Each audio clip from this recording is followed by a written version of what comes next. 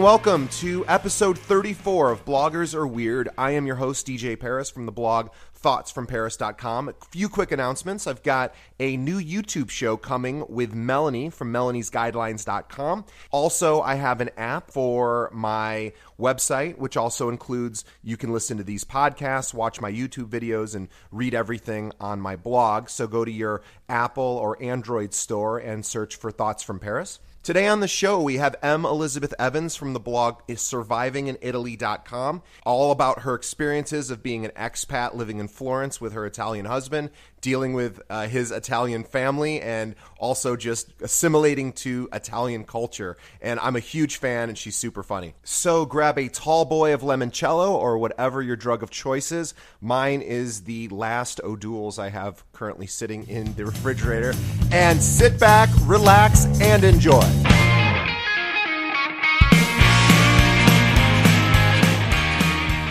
Today's podcast is sponsored by romance-text.com. Looking to reignite the passion in your relationship? You have to check out romance-text.com. This is how to use text messages to bring back the passion and reignite the spark you once had. Now, if you're thinking this sounds cheesy, or maybe it's just learning how to send dirty text messages, it's actually not. This program by relationship expert Michael Fiore has been featured in over 200 television and radio shows. This program has a money-back guarantee, is normally $97, but listeners of Bloggers Are Weird get a special price of only $47 for the entire program. By purchasing the program, you help support this show. Visit romance-text.com and get the passion back. We're in Arizona for this year, but right now I'm in Salt Lake. We came home for 4th of July to visit because this is where my parents live. So, yeah, we're just spending some time with the family. But you're here all year? You're not going back right now? We're going to go back a few times. We're here for work. So my husband had to come here for work, and he's been in Europe quite a bit, but I've been doing my own project, so I'm not going to be going back quite as much as him. Gotcha. Yeah. So it's the first time I've been back in the States for this long in 5 years. So I'm still in that weird, like, reverse culture shock place where everything is still confusing me. It's been a really weird experience. Well, now you're in Salt Lake City where things are just confusing in general. It's true. You know what, though? I'm more confused, well, in different ways in Phoenix. I had no idea Phoenix was so conservative. Like, it's every single store that you go in has like a giant sign on the door that's like no rifles allowed, because apparently everyone needs a shotgun to go into Barnes and Noble. It's like a totally new experience for me. Pretty much everyone where we live like drives a massive truck, like blaring rap music. It's very, very strange, and it's the ugliest state, ever. Like, everything just looks like duty. It's just this awful brown color. It's right, gross. But yeah, no, Utah and the interesting Mormons and the bulletproof underwear. That was a strange upbringing too.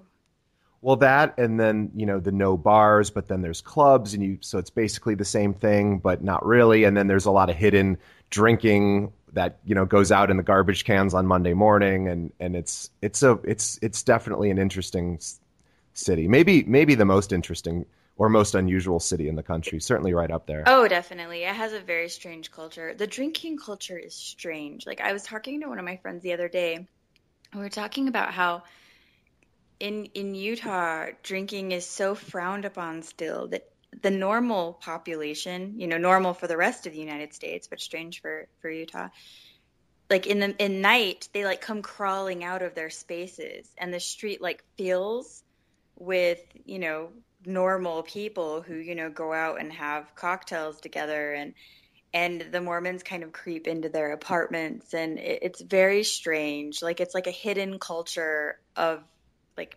normalcy in downtown Salt Lake, but they're like ashamed because they're the freaks. It's a very bizarre place to grow up. Yeah, I've only really traveled through. I used to work for I did some marketing for a beer manufacturer years ago, and I said, "Oh, I guess we're not going through Salt Lake," and because we were traveling around the country doing things, they said, "Yeah, we're not because officially there's not much promotion we can do there." But they said they consume a tremendous amount of alcohol in that city, more than you'd think, Oh, and absolutely. it's just done a lot behind closed doors, and you know. It's true. And like people in their shameful basements with like their hidden beer stash. Yeah, it's true. Well, you know, Arizona, I like Arizona, but I always, when I think Arizona, I think about like a day trip up to Sedona, and that's really cool. And then maybe the Grand Canyon too. And other than that, I don't, you know, Scottsdale's nice, but Yeah, yeah, Scottsdale's nice. I like I don't dislike Arizona. It's fun. There's a lot of things to do in Phoenix. Like Phoenix surprisingly has kind of a cool art scene. They have a lot of interesting things going on all the time. It's entertaining. It's totally the opposite of what I was used to in Italy. It's so I think that it kind of like extends the culture shock because in Utah, I have my friends and family who I grew up with who are not the status quo. Um, and so at least that here or there, I felt kind of more at home and I understood what was happening. And then I jump into Arizona and it's just like this super for 4th of July, all of my neighbors had like these crazy flags that are like, America, don't tread on me. And I'm like, where am I? Like, I right, don't understand what's happening. right. It's very Yeah, weird. those people aren't just, you know, like news clips you see from the fringe stories on the weekly or the Right. nightly news. They actually exist somewhere. Right. And they're like all in my neighborhood, apparently. Oh, well, this is something that's even more. I forgot. I just remembered. I am heading to Tucson with my mom in a few months to Miraval, which is like the big best, you know, biggest and best spa in the country because my mom won this trip Oh, wow. due to her job. So yeah, but she's bringing. Well, last year my sister they did this last year too. My sister went, and this year my mom says you're going. So I've had to tell my friends that I can't go.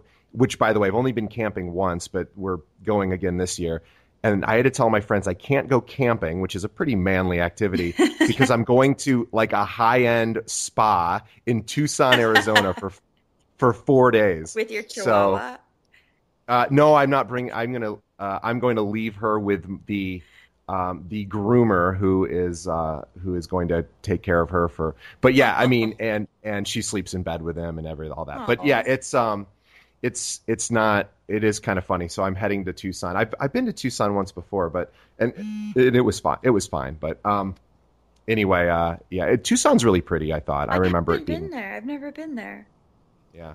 So um you're in Utah, and then when are you guys? Are you plan on heading back more permanently to Italy? Yeah, yeah. No, we're going back.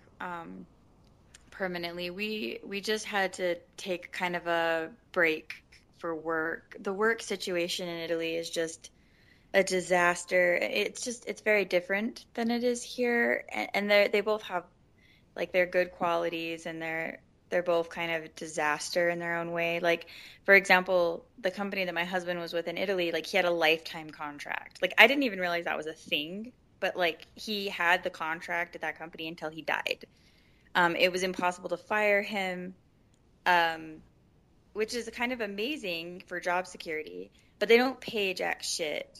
Italy pays, I mean, it's horrible. Like they don't pay anything and there's no competition. So the employees can't really just like quit and go somewhere else because, there's really nowhere else to go and they'll all pay the same amount too.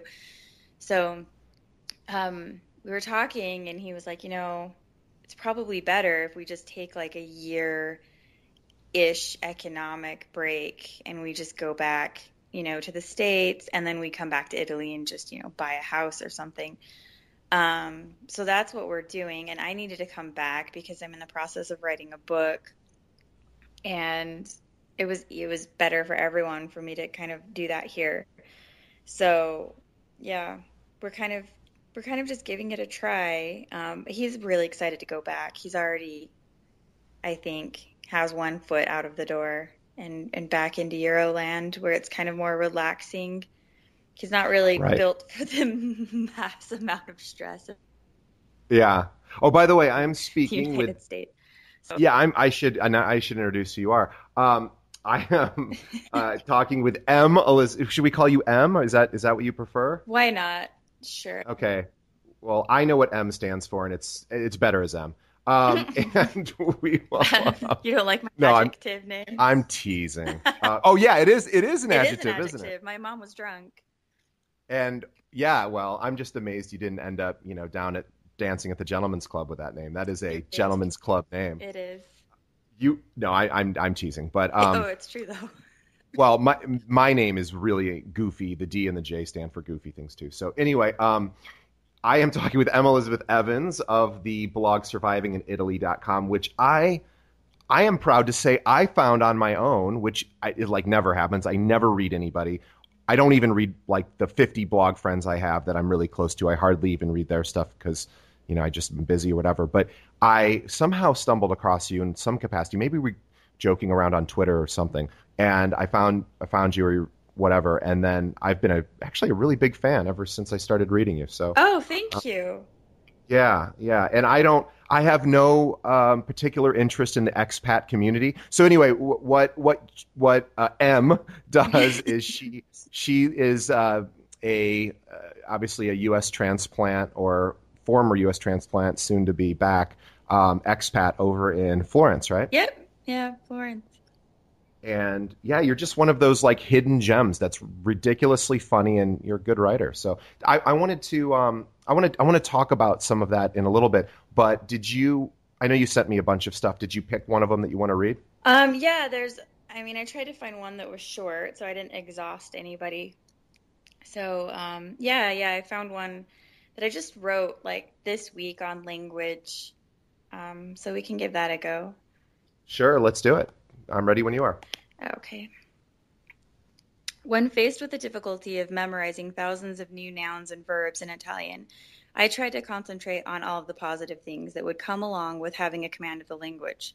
I'd no longer have to hide in back rooms or bathrooms to avoid conversations with partygoers or my husband's friends. I'd finally have the chance to express my philosophy on the air violin as the ideal instrument, or the unicorn as a real forest-dwelling Libra who goes by the name of Gus. There was a small part of me that hoped that I wasn't weird, I was just misunderstood. I couldn't manage to express myself as well as I needed for such complex discussions. Horse with string on face, good he is, he likes. Just doesn't really get the point across the way I'd like it to. You play this thing with little arm. No, you have no need when there is air. Practice you must. Combine the inability to articulate all of the bullshit in your brain, and you're bound to be labeled that creepy girl. People would back away, holding me in their line of sight. I don't know what she said, they'd whisper to a friend nearby, but it seemingly involved my dead mother and a horny chicken. Sounding like an idiot is on par for the course. When trying to learn a language, everyone assumes that at least for a while there will be some difficulty. They just don't tell you how difficult. Nobody ever told me that I'd sound like a child and that the world would infantilize me.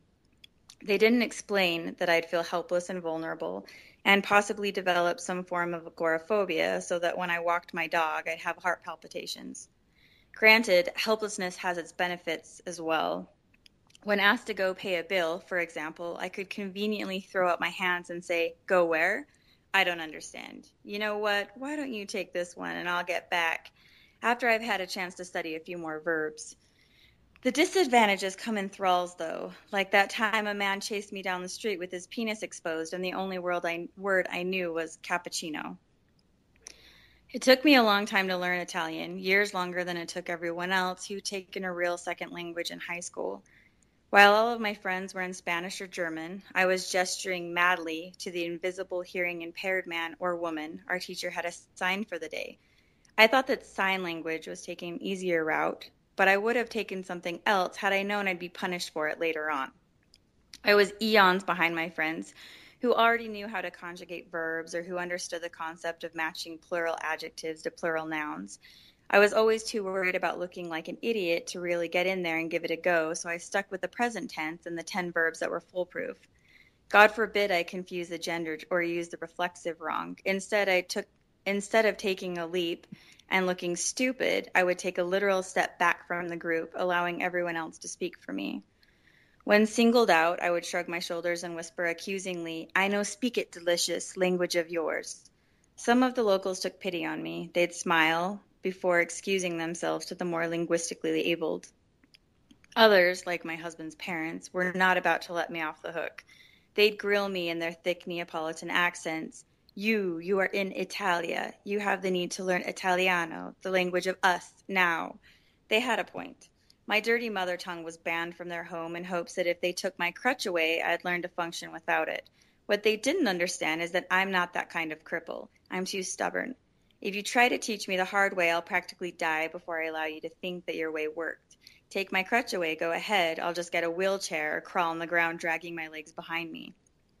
I read a sign once that said something along the lines of, holding a grudge is like drinking a bottle of poison and waiting for the other person to die. That was me, but instead of one bottle, I drink two, with vodka. After years had passed, when the entire country gave up on the idea that I'd ever learn more than a few dozen words, I started to speak. It appeared that as the people of Italy lost that last glimmer of hope in their eye, the one that kept them believing that one day I'd be a contributing member of society, the pressure that I'd felt to perform melted away. I stopped worrying that I might disappoint people as quickly as they'd stop speaking to me. The way that I saw it is that if nobody was expecting a gift, they'd appreciate whatever shit I gave them. It's like if you're expecting a cherry Porsche for Christmas. Instead, you find yourself in a freezing garage looking at some hateful Dijon mustard Pinto. It's only natural that you'd feel slighted by the cheap bastard who did that to you, resentful even. But what if it's reversed? What if you're expecting a set of rollerblades but end up with a Pinto? You're likely to jump for joy and think, "Oh, really? You shouldn't have." And maybe you scratch them off that list of people you want dead. When I finally did learn Italian, it wasn't perfect, but at least I could ramble on about things that interested me at dinner parties. I could finally scream pervert at the next guy who ran at me with his dick flailing for help outside of his pants like a fleshy, uncircumcised beacon for mental illness. Shortly after I could speak in full sentences, Francesco and I took a trip home to the U.S. I quickly learned that there was another element to learning Italian. I'd forgotten English. Gone were the fancy words that I'd learned from my modern lit classes. In addition to losing most, if not all, of my educated English, it seemed that I'd also developed some kind of linguistic bipolar disorder. When speaking English, I speak like an American. My body language is rigid, controlled. My lips barely move as we force out most of our words from the back of our throats. American English is like ventriloquism. It's an art form to seem so blasé while holding a conversation with another human. The more educated someone is, the less alive they appear when speaking. This is not the case with Italians from anywhere in Italy. No matter where you're from Milan to Puglia, it's safe to say that you're notably more animated than any born and bred American. As I falter back and forth between both languages, my way of speaking, my mannerisms also changed. Amore, please, this you bring me now, please, him I have need. Sounds nice enough in Italian, but to Americans nearby, given the abrasive nature of the Neapolitan accent that I've inherited from my in-laws, it's the equivalent of a serious tongue lashing. Little fat one, no, do you, isn't all that offensive back in Florence. But coupled with my feet planted firmly in place, my right hand curled into a duck beak pointed directly towards the heavens, my chest pointed directly towards the recipient, the locked eye contact, were aggressive enough for someone to easily scramble for their phone to report me to the police. Yes, officer, that's right. This little gnat of a woman. Any moment now she's going to stab him in the eye. Just look at how threatening those duck fingers are. In the produce section, I see people shop in horror waiting for us to engage in battle. There, in their favorite grocery store on a perfectly good Sunday, they were witnessing domestic abuse firsthand. They couldn't wait to get home and tell everyone just how good they had it. You know, one of them would say to their friends or family over lunch, "Sometimes I complain about Peggy, but hand to God, she'd never treat me that way in public." I saw people staring, but I usually wrote it off to jealousy or some form of fascination with how cultured we were. Then one day after speaking Italian with my husband at a pet store, before my Italian brain had been replaced with my American one, I turned to ask an employee where I could find their dog toys. The young man took forever to respond and seemed frightened. It became clear just then that while I was waiting for him to answer my question, I had cornered him. My eyes were locked into his like a fat baby on a cupcake. I was standing so close that my vagina practically rested on his leg. My left hand was on my hip, the other in a vague mid-air gesture like I was holding a crystal ball to cast a spell on him. I forced him to inhale my carbon dioxide. Within moments, I'd gone from normal to guy who plays computer games creepy. I'm sorry I stepped back, but I've been living in Italy for a while and somehow learning Italian has made me weirder. Thanks. That again is M. Elizabeth Evans. You can check out her blog at survivinginitaly.com, and you can find her online at Dirty Filthy Me, which is her initials, Dirty Filthy ME. And then Facebook is what is your, is it M. Elizabeth Evans? I think it is. You know what? I'm not even sure. Is that terrible? No, I just looked it up. That's what it is. So Okay. Emma Elizabeth. Anyway, you can go to it all from her website. And I noticed that you won a. There's a lot. There's a lot of real bogus blog award stuff that goes on. I don't know if you've noticed. Yeah.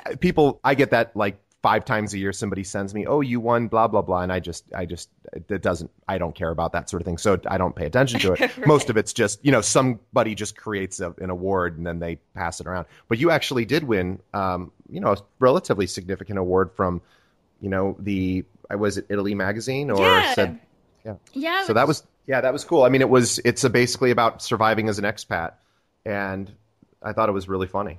So yeah, let's talk about because you I love this. I don't know how comfortable you'll be talking about it. So tell me about how you manage your in-laws. I'm assuming they don't read your blog, or is that not accurate? no. No, I'm lucky in that regard that they don't speak a word of English. Nobody in my entire married family speaks any English. So I'm lucky so far, so far. But they haven't even gone to your website, done a copy and paste into a translate thing. Just they have no interest in, or do they not know, or No, they're not, well, one, I don't think they would be interested. And two, they're not super tech savvy. I mean, they're like, from a very small town, and my in-laws still believe that it's like 1950s Depression Italy. They still think that all of these things are going on, and they really have no interest in computers or any of that, which works to my benefit because I feel like one of them might kill me yeah, you're at you're some pretty point. harsh. You're pretty rough on them, but I don't think unfair. I just think that you're very honest about your struggles, and or I guess it's more so the way that I get it from your writing is your their inability to really bring you more into their family. Is that fair to say, or Yeah, I mean it for a long time it was very difficult for my husband and I. We almost didn't marry. We almost, I mean we fought a lot and almost broke up a few times because they just had and I kind of, I know how parents are. I get it. They had this idea of what their son's life would be like, and he he didn't complete that picture that they had because instead of marrying like some pasta rolling, cute village girl. He ended up marrying a foreigner who could not be like the more opposite from his parents if he had tried. I mean, we're just completely different, and that was a big shock for them, and they didn't take it well. They weren't happy. They tried, they tried a lot of methods to get to kind of talk him out of it, and eventually, I mean, now we're a lot better. There were some huge fights and there's some dramatic moments. There's like pasta flying and cupboards slamming, and for a while I thought that I was living in some like ridiculous Lifetime movie. Um, but now it's a little bit better. Like now I feel more comfortable kind of telling him to back off, and they're a little bit more wary about what they say and what they do. Um, Yeah, for a while it was harsh though. I mean, I tried to paint an honest picture. They were doing some kind of awful shit for a while, and p part of me is like, well, if you're gonna be an asshole, it's the world's right to know that you're being an asshole. Like, Sure. Yeah, because you're just reporting. right, right. No, I mean, I didn't exaggerate at all. In fact, if anything, a lot of things I kind of there's a lot of things that happened that I didn't even write about. So I think that I even painted a nicer picture to some extent. It was very, very dramatic. There's a lot of like village gossip and, our friends coming up to us all the time. You know that Francesca's mom just absolutely hates you and she's telling everybody. I mean, it was just ridiculous. And it was like a movie. Like I had never thought that my life was going to be like a West Side Story thing. No, but I love her mama. Like it was just unbelievable. Um, but yeah, no, it was a process, and now, they're kind of better. Now they're more involved in like my obsessing over my vagina. Every time I talk to them, they're, how often are you guys having sex? When can we expect grandchildren? So their obnoxiousness has just moved into a different realm, which is nice, honestly. I would rather them obsess over like our reproducing instead of, please God, don't marry her. I'll give you anything you want. Right, So, right. At least they've moved beyond the yeah, my son has ruined his life. yeah, Um, exactly.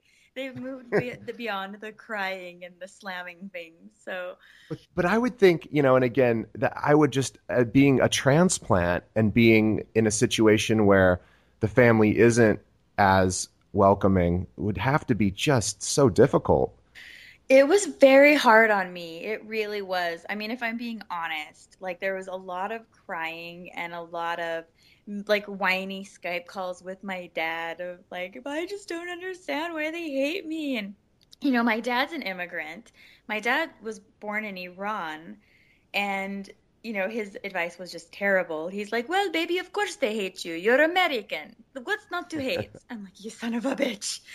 But Um, yeah, no, I mean it was really hard.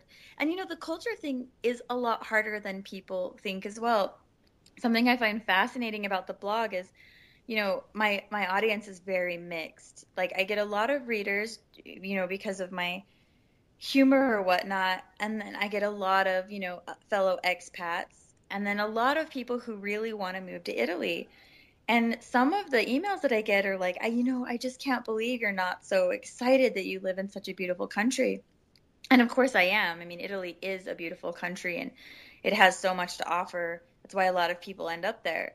But the cultural thing is a lot more difficult than you would think. I mean, I grew up in a multicultural home, so when I was moving, I was, very naive. I was like, oh, come on, I'm so used to diversity, like it's going to be nothing. It was hard. I mean, the cultures are so different. You don't assimilate. I mean, it's not possible, really. I don't think it's possible for an American to fully assimilate into Italian culture. And so you're kind of always, confused and gauging things, and that in itself is very difficult. And then you mix in, the hostility from like the family and all that. I mean, it was a crazy few years. Although it was excellent fodder for a blog. So maybe I should just be grateful. So Well, it's a funny thing because people will create opinions and judgments on your online persona, which is, at least in my case, and probably I'm assuming yours too, is it's an accurate representation of that incident. So it's here's what happened, and it's, I'm going to throw some humor in there, and I like for me, I don't really even exaggerate anything except maybe just a degree or two here and there. But it's a true telling. But that's 1% of my day, whereas the other 99% is totally normal, natural, everyday stuff. right. But nobody wants to read that, and so I can't go. Things were great today. My girlfriend and I had a lovely day, and end like nobody cares. So you report on what's interesting and oftentimes for me, what's interesting are the difficult situations of life or things that don't quite go as well, or even that paint me in a really negative light. I mean, I've written things where I've said how awful I am to my girlfriend, and then people just write me horrible things back saying you're a terrible person. And I go, well, if you asked her, she'd say that in that one incident he wasn't great, but 99% of the time he's a fantastic person. So it's just Yeah. one of those things that I think a lot of times readers don't get. Like in your case, hey, how can you, how are you struggling so much in Italy? And you say, well, what I write about might, you know, exaggerate that idea of my whole life, I guess. Right. No, you're completely right. Well, usually my response is something along the lines of, there are plenty of Eat, Pray, Love blogs. So Right. you are more than welcome, to if you want like this idealistic, this like picturesque Italy. I mean, there are plenty of travel blogs who only focus on. I mean, mine isn't a travel blog; it's more literary, but yeah, and I mean, no, there's plenty of those. Like, I sipped wine, watching the Tuscan sunset and beautiful, busty Italian women rolled down the street in high heels with, and then I was eating the most amazing carbonara. And I mean, sure. Like, also, those Right. people are lying. That is bullshit. I was in Tuscany and years ago, and I did a bike. Went to some olive farm, and then then we went on this bike trip from there to, I don't know, 10 miles or whatever, and it was really fun, and it is super Oh my beautiful. gosh, yeah. Um, but I mean, and that was the vacation. That was the 3 days we were there, and then it was back to reality for us. Yeah. So okay, so tell us about the book you're working on. Um, I'm I'm working on a book that's actually based on surviving in Italy. It's a compilation of, essays and short stories about my experience there. Mostly humor. I mean, there are obviously some chapters about, the flying spaghetti and the West Side Story craziness. But yeah, and it's mostly a humor book about, trying to learn language and looking like a perpetual dipshit and um kind of coming to terms with like the fact that you can never really fit in, and that this amazing picture that people have of like, the expat experience where you're like an assassin, you're like cruising down the street speaking multiple languages with like your cigarette and like you just break into tango in like some random piazza. Um, it's just, crap. Like you come to realize that that's just not going to happen. And instead, you're going to be like that idiot who keeps stepping in dog shit and falling off the curb and nearly dying by bus. And everyone's going to kind of always think you're, a bit off. Um, but yeah, no, I mean, it's just about that. It's just about the experience. And like, I wanted to write something that was like more, like an honest depiction of trying to live in Italy instead of these. I mean, the Eat, Pray, Love stories, they obviously, they have their truths. But I Do they? I read I've never done any sort of quest like that, but I did read the book. Actually, my therapist, this is years ago. This is sad that I say my therapist and then years ago. That is a indicator of my mental health status. But anyway, so she said just read the pray part. She said forget the. But I ended up reading the whole thing, and it really, maybe it's more of a book that would maybe touch a traditional woman more effectively than a guy. But either way, I kind of went like, as somebody who documents part of their life online, I kind of went, I don't buy most of this. Like, I just don't believe that most of it happened in this way. But anyway, I think, well, I think that the difference is that it was kind of like in that book, I mean, she was kind of just on a long vacation. I mean, she Right. wasn't really anywhere long enough to have to deal with any of the series crap. And she definitely wasn't assimilating. There is a big difference, and I know this in my fellow expats. There's a big difference between living in Italy and studying. For example, there are thousands of students in Italy, and that is partly why like my husband's family was so upset that he was marrying an American. We have a horrible reputation there. I mean, there's just tons of these wasted 18-year-old girls, taking off their tops in pubs. I mean, it's just not, you can't give a lot of 18-year-olds who have never drank before like free unlimited alcohol. It's just not a good idea. Right. Um, and I completely forgot what I was talking about. Well, we were talking about how she had not spent That's any. right. Yeah. Yeah, so I mean that's a different experience, on the weekend you're going to the wine like places, you're checking out vineyards, you're meeting people, you're so excited. I mean I moved there to study. So my first, 3 or 4 months there, I mean it was amazing. It was walking through the street and all the guys whistling and I was literally holding a bottle of wine, and I mean, it was like a movie. It was fantastic.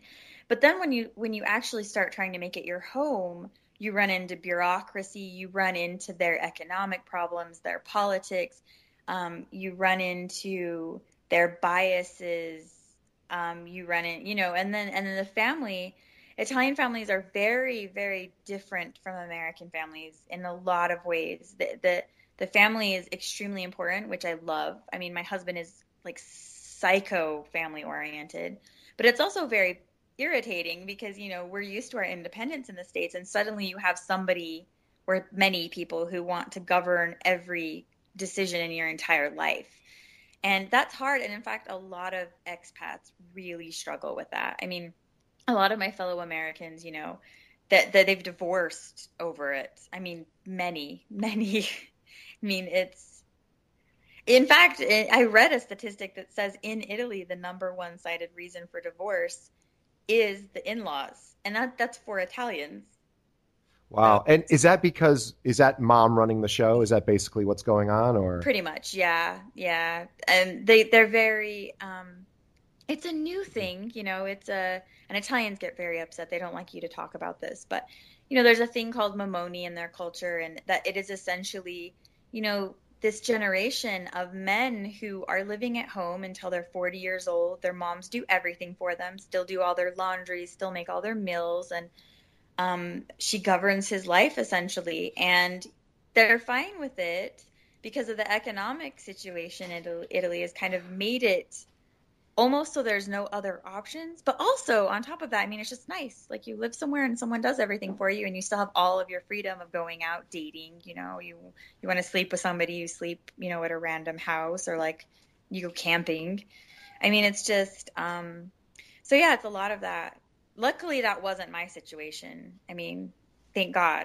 So now that you're in the United States, are you going to keep writing do you still have stories from back there that you'll be writing while you're intermittently here in the United States? Yeah, yeah.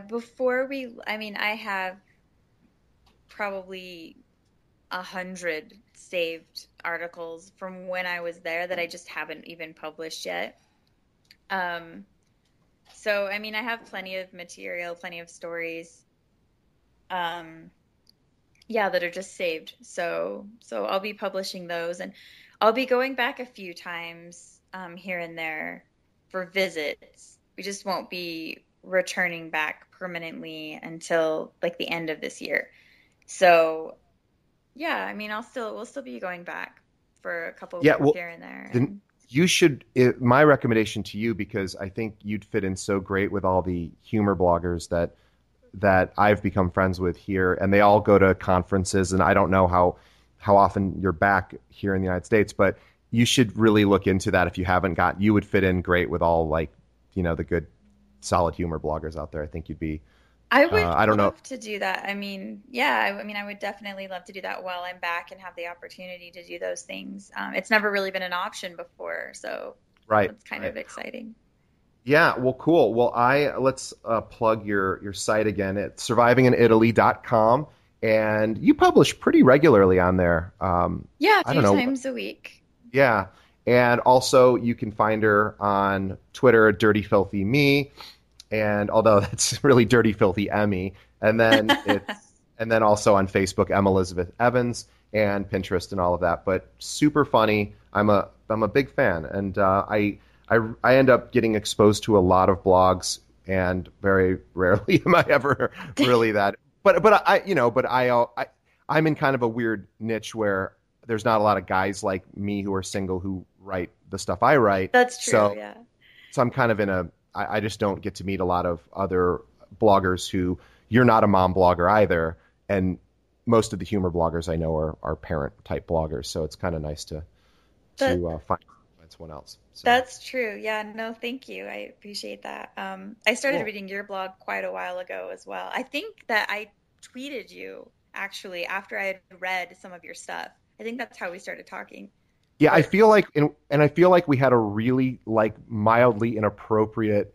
I don't remember what it was, but I feel like it was one of those where we were going back and forth, and there was a part of me that was like I might have just crossed like the third boundary that I don't remember what it was, but anyway, I I'm don't almost I'd have to go impossible back. to offend, so I'm sure Yeah, I found it yeah. very entertaining.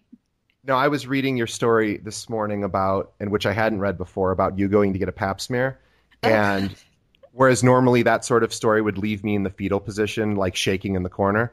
I and and like I only turned a mild, sort of shade of white, and then but it was really funny. I was like, wow, if now if you could write a tampon story that would get me not to pass out, then that would really be an amazing accomplishment. But no, that was real. That's a ridiculously funny story too, Thank you. and I love that your husband was there during the pap smear. Oh yeah, that poor guy. He's had to face a lot of trauma with me. I mean, I'm pretty grateful that yeah, he's been pretty tough through all of this, all the drama, the pap smears, like all of it. So Oh, poor guy. oh, and what's is that guy still in office? The Bunga Bunga guy down in Italy, is he still around? The president, is he's still there, No, isn't he? He no, got the booted. Prime Minister Berlusconi, no, Yes, that guy. he isn't. That guy is terrifying. No, he's not. But he was for like a year or two after that whole scandal. He was still around for a while, Oh and my, then yeah, he was still around and people love him, especially older men. They kind of like they want to be him, you know? sure. It's fascinating. So, yeah, no, I interviewed these two filmmakers who wrote a documentary kind of about the economic crisis and the emigration, of Italians from Italy. And yeah, and they had some interesting things to say about, you know, Italy's culture and Berlusconi and stuff. And yeah, no, Yeah, fascinating. for those who don't know what we're talking to, just Google Bunga Bunga, and you'll learn all about the interesting. The prime minister. You know that he has a Anyways, cheese. Sorry, I have to tell you that. He has a no, by all cheese. means. There is it's a pecorino or a parmesan, and it's actually called bunga bunga, and you can buy it like at Italian import stores. So he's basically cashing in on the mini celebrity he had from that scandal. Is that right? Yeah, Or yeah, absolutely. Yeah, well, seems to be the case with cheese. so I'd like to say that Italians should expect more from their leaders, but maybe but maybe our leaders just hide it better. I don't know, but I always loved that story, and I loved how there was almost no apology. It was just, this is what I do, this is what I'm into, and Oh yeah, kind of no, totally. He's stoked on himself. He's like, yeah. yes, he's like high-fiving himself about how awesome he is. Yeah. He's the Rob Ford of Absolutely. of Italy. All right. Well, anyway, Em, it was a pleasure to talk to you. And You too. again, check out the blog survivinginitaly.com and find her on Twitter and Facebook. You can do it right from her website, and watch out for, I don't know, a book coming hopefully in the next year or so. Yeah, yeah. All right. Well, thanks for being on the show. Thank you for And having me. It was a lot oh, of you're fun. welcome, and say goodbye. Goodbye.